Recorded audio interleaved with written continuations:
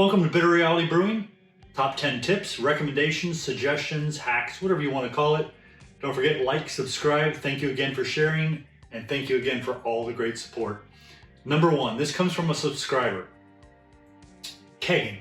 He says, basically, which I fully agree, is if you're going to be into home brewing long term and you're looking to stay in the hobby for more than, let's say, 6 months or a year, bottling's going to get old really fast. I love to bottle, but I love to bottle small batches to share, not that I'm required to because my fermentation's done or my secondary's done and I have no choice but to clean, scrub, and prepare 50 bottles to bottle one batch. It's frustrating.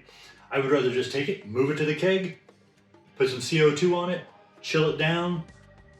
Great. If I want, I have a little tap cooler or another counterflow system, and boom, I can fill a few bottles, put some caps on them, share them with some friends.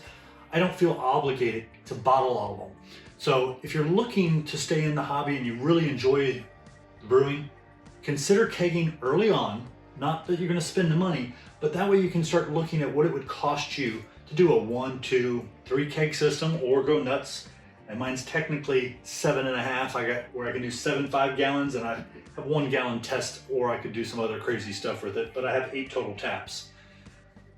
Start looking at your costs, because a lot of people like to do things what I call right. Like I like the stainless steel. I like things that are not going to change color, add any flavoring to my beer. So there are some costs involved, and it's not cheap.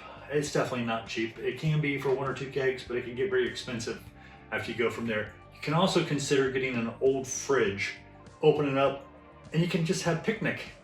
I mean, old used kegs, I have used kegs that I've gotten for really cheap, talking about 35 bucks probably delivered.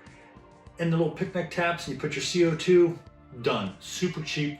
It'll keep you from burning out and keep you enjoying the hobby, because the hobby can be really enjoyable.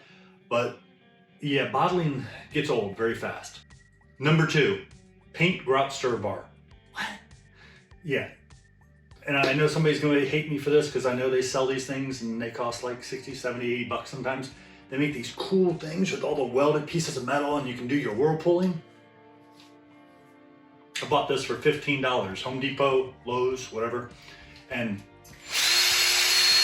instant whirlpool, 15 bucks. Even fits right between my jaded, which I wouldn't do because I'll hit those things occasionally, but I definitely can stick it in my anvil, no problem. You can stick it in grandfather, no problem. Mash and boil, it doesn't matter. $15, instant whirlpool, done. Number 3, I gotta give credit out to Martin on the Homebrew Challenge channel for this one. Very creative. Something that I think very few people would use, but it's available. What he did is he took a magnet, he took a little, either a Molson bag or any kind of hop bag.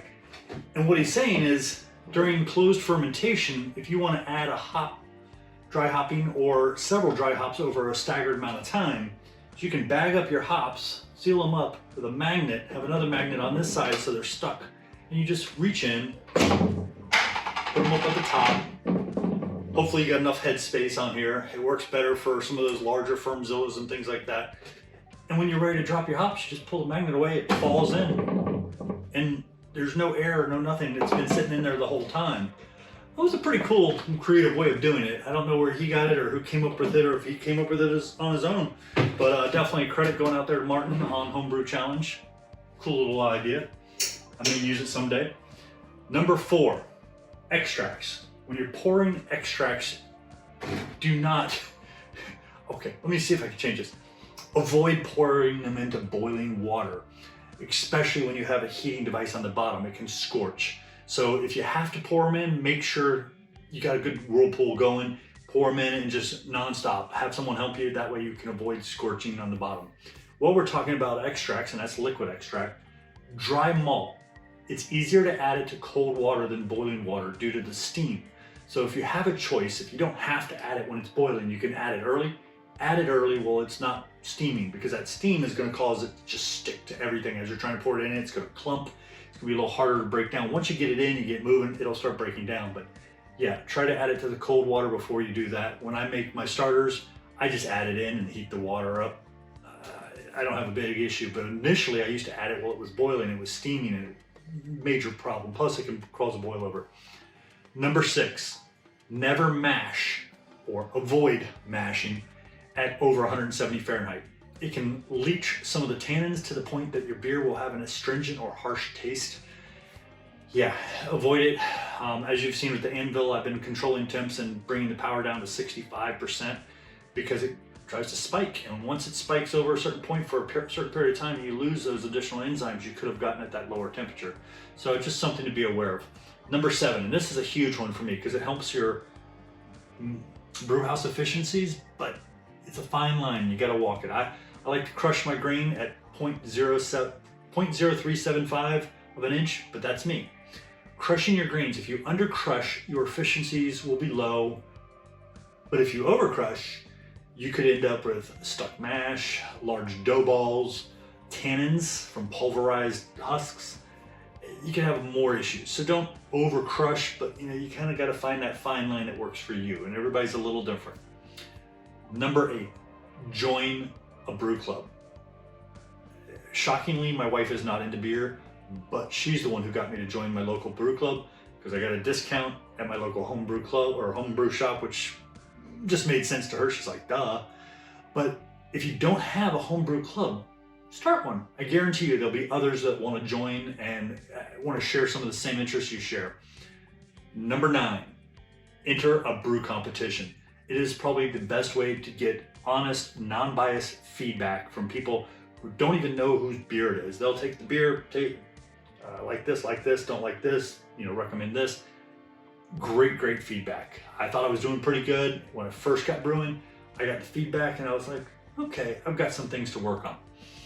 It's just honest feedback, and as long as you can handle feedback, it's a great thing to do. Number 10, consider going for your BJCP certification to give you a better understanding of the beers and to kind of take you to that next level. Something to consider. I know a lot of people who've either researched it, attempted and didn't do it, or did it, and you just learn so much about every style out there. That was one of the reasons on the previous tip I said just read the guide. You'll find styles and beers in there you never even knew, and each couple of years I'll come out with a newer guide, and when they come out with a newer guide, sometimes they add new beers in there or new styles that, or kind of an offshoot of one of the styles really, but something to be aware of. Thank you again for joining us here at Bitter Reality Brewing. Don't forget, like, subscribe, and thanks again for all the sharing. Have a great holiday season.